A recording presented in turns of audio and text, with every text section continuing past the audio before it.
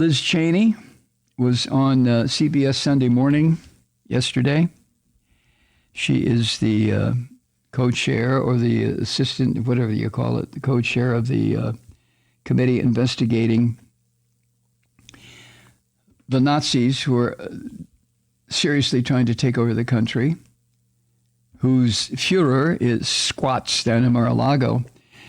But Liz Cheney warned that this country's democratic system is absolutely threatened by these ongoing efforts to deny the legitimacy of the fact that Donald Trump had his ass kicked in the 2020 election, and the fact that these Nazis continue to push the lie is becoming a threat to our system.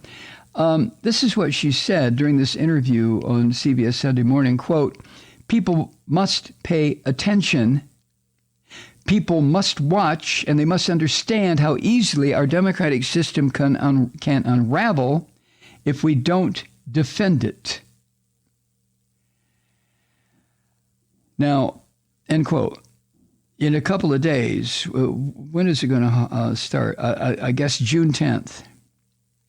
That would be Thursday. Or no, I'm sorry. The public hearings will be June 13, 15, 16, 21, and 23. These are going to be televised, and they have to be watched. They have to be watched. Cheney said, quote, "It's an ongoing threat," referring to this denial that Trump was kicked to the curb. She added, quote, "It is extremely broad, the threat. It's extremely well organized. It's really chilling," end quote. So these primetime hearings, well, it also says there will be a primetime hearing at 8 p.m.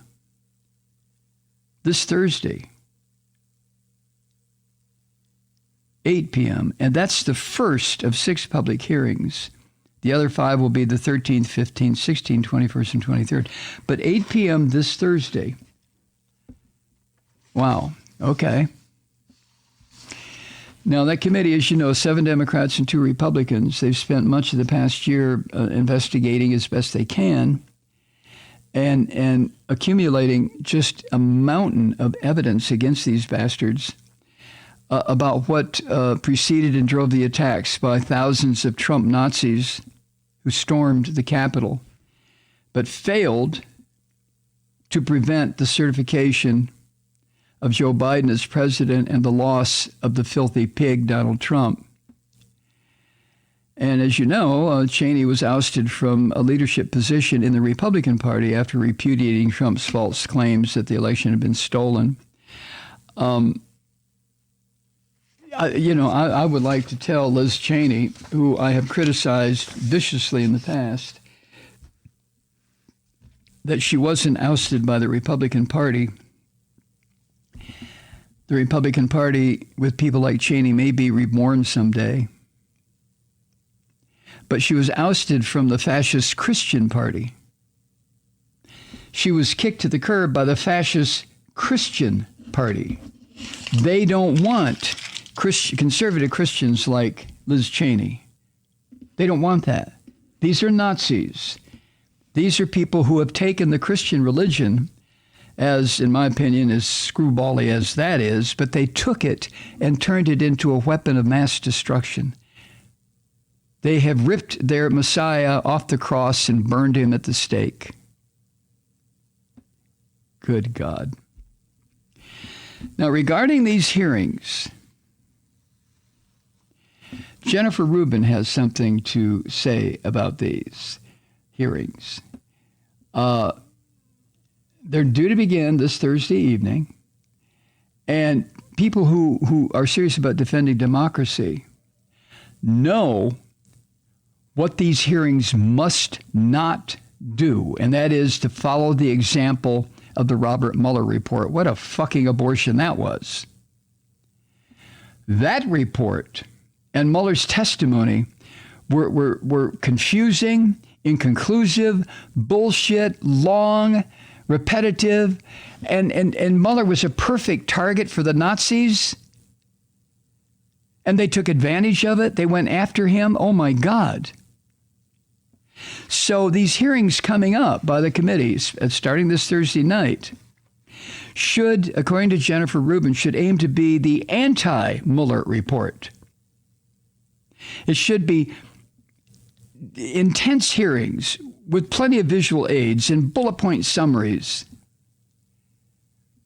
and concise testimony to deliver, this is what's required, to deliver this definitive account of the filthy pig Donald Trump's coup that started long before January 6, 2021.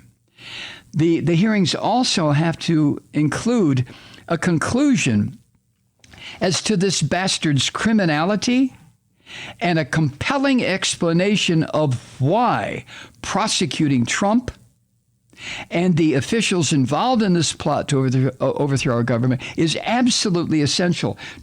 All of these fuckers need to face a court of law. They do. They need to be put in prison. And that's not Jennifer Rubin talking. That's me. But then Rubin points this out also. This committee has two audiences. The most critical audience is the public at large.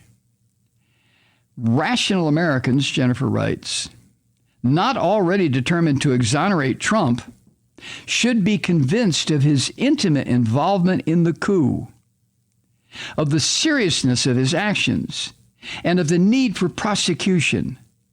And ideally, there should be a groundswell of support to prosecute these bastards.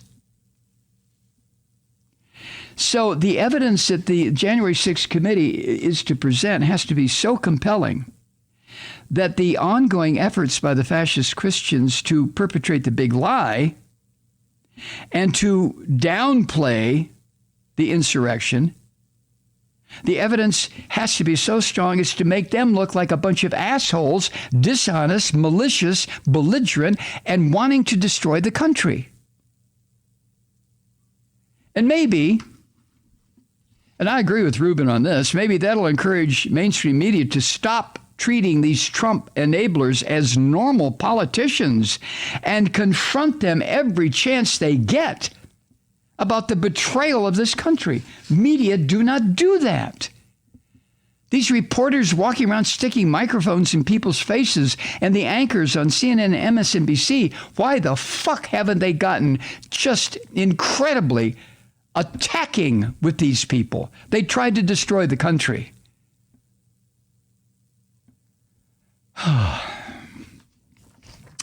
Okay, the second audience is the Justice Department itself. Merrick Garland. As Rubin points out, the attorneys in the Justice Department got to be convinced by the facts presented that failure to prosecute is unthinkable. Now, the committee is not bound by the rules of evidence, but the proceedings can go a long way toward showing just how compelling an account could be painted for a jury where the rules of evidence are in play. So it doesn't make any difference at this point whether the January 6th committee makes a formal referral to the Justice Department or not. That's immaterial. Justice Department officials, confident of successful prosecution as a result of what they're going to see and hear, should come away with all the ammunition they need to convince their more reluctant colleagues, including, I hesitate to say this, but including the Attorney General, Merrick Garland. So, Rubin points out those are the two audiences that the committee will be presenting evidence for. And with those two audiences in mind, the hearings should meet 5 requirements of a successful investigation. Here they are, according to Jennifer Rubin.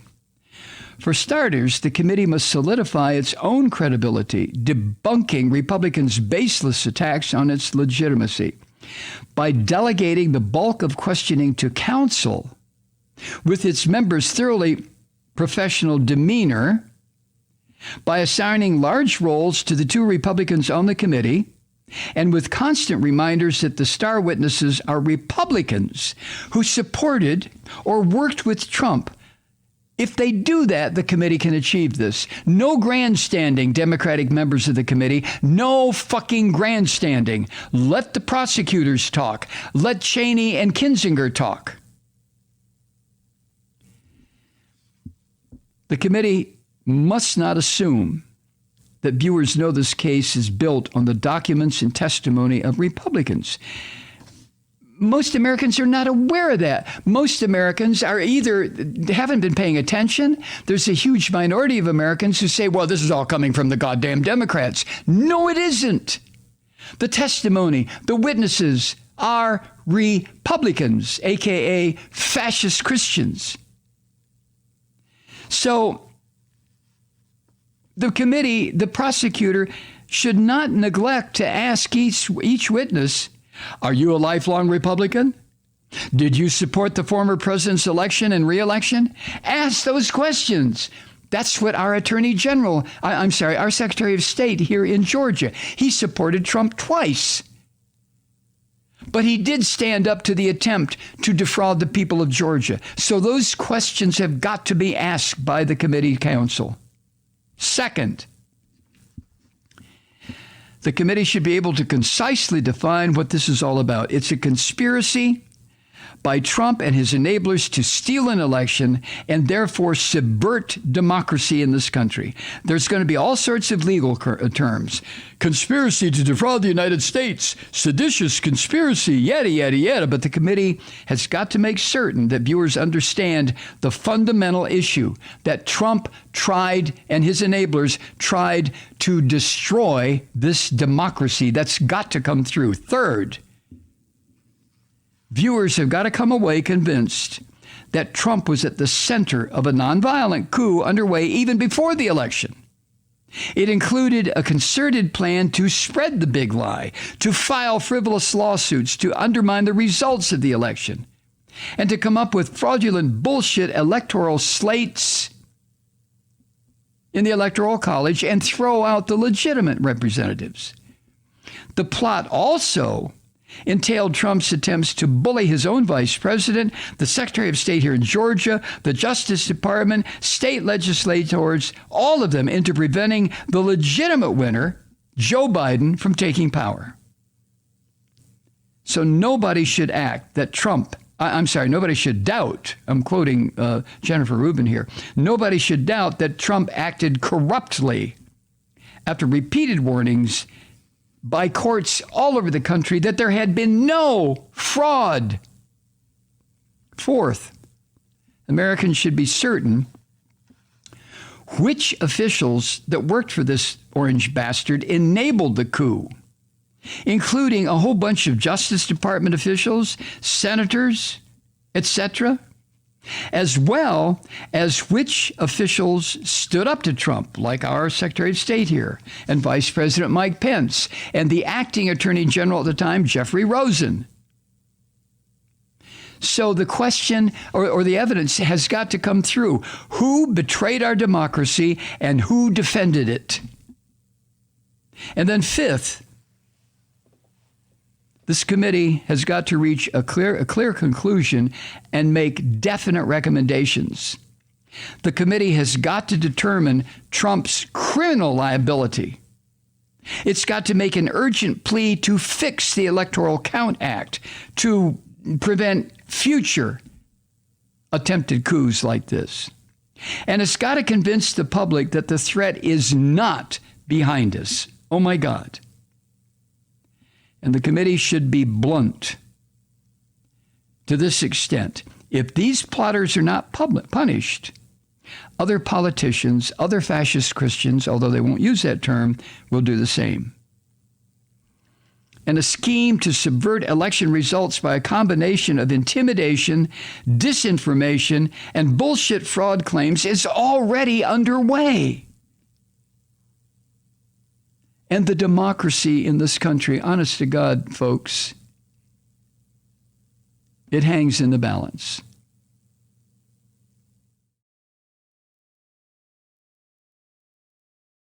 Hi, Truth Seekers. Mike Malloy here. As you know, we've switched formats and are now broadcast exclusively on the Progressive Voices Network. So that means you get fewer program interruptions, no corporate commercials, and lots of profanity. But our format change also means some of our radio listeners no longer hear the program. It's been a while since I mentioned our podcasts, so you may have forgotten that there is a way to listen to this program anytime you need a good dose of screaming. Visit MikeMalloy.com and subscribe to our podcast. As a podcast subscriber, you can download the program to your mobile device and take me with you wherever you go. And if you have a friend who needs a dose of truth-seeking, you can give a gift subscription as well. That's MikeMalloy.com, and never miss a minute of the uncensored fun and frivolity.